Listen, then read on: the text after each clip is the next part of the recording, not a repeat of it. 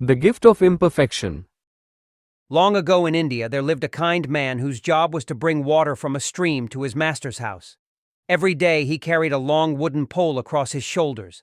On each end of the pole hung a large clay pot, one on the left, one on the right. One of the pots was new and strong. It held water perfectly and never spilled a single drop. The other pot, however, had a crack along its side. Because of this small flaw, water would slowly leak out during the walk from the stream to the house. So while the perfect pot delivered a full pot of water every time, the cracked one only brought half. This went on for 2 years. Each day, the water bearer would walk down to the stream, fill both pots, and carry them home. And each day, the cracked pot felt more and more ashamed. It believed it was a failure. It couldn't do its job properly. It couldn't hold a full pot of water like its perfect partner. It thought, I must be making the water bearer's work harder. I'm not helping as I should. One morning, as the man filled the pots, the cracked pot softly spoke. I'm so sorry, it said. I've failed you.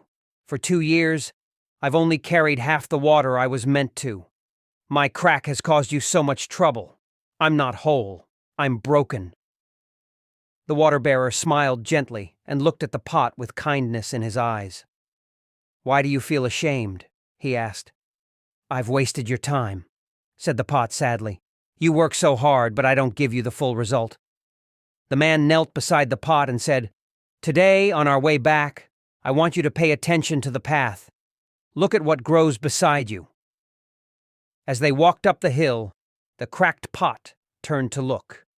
To its surprise, the path along its side was lined with bright, beautiful wildflowers, red, yellow, pink, and purple. The sun shone on them gently, and they swayed with the breeze. The pot felt a little bit happy for the first time in a long while, but when they reached the house, the cracked pot sighed again. I'm glad the flowers were pretty, it said, but I still spilled half the water. The water bearer gently placed the pots down and said, Did you notice that the flowers were only on your side of the path, not the other side? Yes, said the pot. Why is that? Well, said the man warmly, I knew about your crack from the beginning, so I chose to plant flower seeds on your side of the path, and every day as we walked, the water that leaked from you watered them. Thanks to you, the flowers bloomed. For 2 years, I've picked those flowers and decorated my master's table. His house is full of color and joy, all because of you. The Black Belt. A young martial artist had trained for many years. Day after day, he practiced with dedication, learning techniques, building strength, and sharpening his focus. He had faced challenges, endured pain, and never gave up. Finally, the day came when he was to receive the black belt, the highest honor in his discipline. He knelt before his master, the wise and respected sensei, in a quiet ceremony. The room was still. The student's heart was full of pride and anticipation. The sensei looked at him with calm eyes and said, Before I give you the black belt, you must pass one final test. The student nodded eagerly. I'm ready, he said, expecting perhaps a difficult sparring match or a test of endurance. But the sensei simply asked, What is the true meaning of the black belt? The student thought for a moment and replied, It means the end of my journey, a reward for all the hard work I've done. The master was silent. He waited. Then he shook his head gently.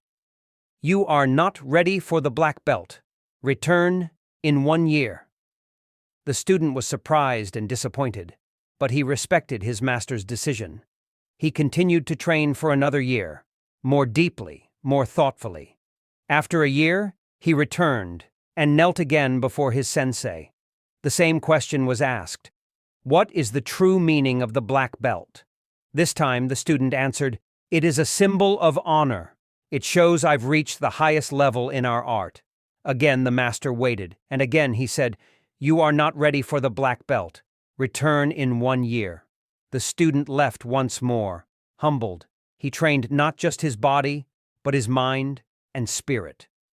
He began to understand that martial arts were not just about fighting, they were about character, patience, and growth. A year later, he returned. He knelt before his master once more. The sensei asked, "What is the true meaning of the black belt?" This time, the student smiled gently and said, "The black belt is not the end, it is the beginning. It means I am ready to keep learning, to keep growing, and to walk the path of discipline and humility for the rest of my life." The master nodded. "Yes," he said. "Now you are ready to receive the black belt and begin your true work." The Stonecutter. The Stonecutter's Circle. Once upon a time, there lived a humble stonecutter. Every morning, he climbed the mountain with his tools, chipped away at the rocks, and sang as he worked. He didn't have much, but he was happy. His heart was light, and his spirit was free. One day, he was asked to work on a rich man's mansion. The walls were grand, the gardens lush. For the first time, he felt a longing. "If only I were rich," he sighed. A mysterious voice whispered, "Your wish is granted." That evening his little hut had vanished.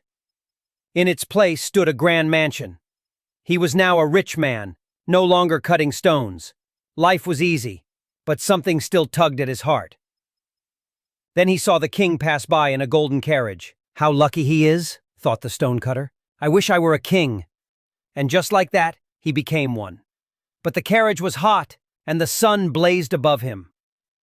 "The sun is stronger than a king," he thought. "I want to be the sun." He became the sun, shining brightly over the world. But soon, clouds blocked his light. "The clouds are stronger than the sun," he said. "I want to be a cloud." He became a cloud, floating freely and pouring rain. But then, a giant rock stopped his flow. "A rock is stronger than a cloud," he said. "I want to be a rock." He became a mighty mountain rock, proud and still. But then, clip, clip, clip, he felt something at his feet. A man was cutting stone from him, surprised. "A human? Stronger than a rock?" he gasped. "I want to be a man again." And so, he returned to being a stonecutter. He climbed the mountain, worked with his hands, and sang once more. This time, he knew. True strength lies in being content with who you are.